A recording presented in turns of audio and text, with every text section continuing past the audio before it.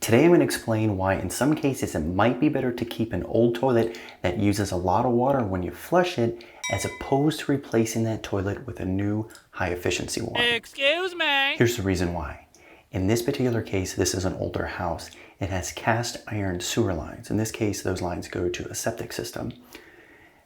The sewer lines in this house are roughly 60 years old, and that's about the life expectancy of cast iron pipes. In this case, the problem is these pipes right now on the inside are probably pretty nasty. As the cast iron ages, it kind of corrodes from the inside and it gets all kind of bumps and jagged edges inside the pipe, and the water flow can decrease rapidly and you can be very likely to have clogs. So the problem is if we put a brand new toilet where this old toilet was, it uses a fraction of the water as the original toilet. When we flush something down there, we want to make sure it gets to the septic tank. And if we only have a little bit of water behind it, it's much more likely to clog in these old nasty pipes.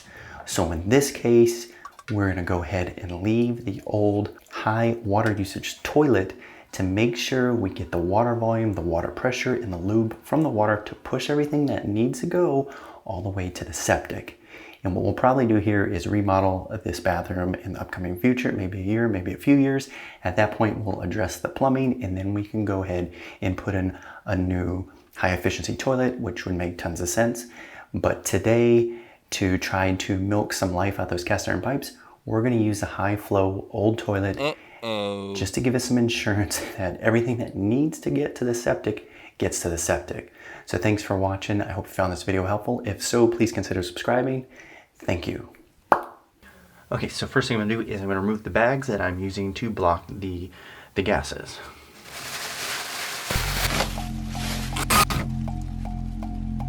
No, nope.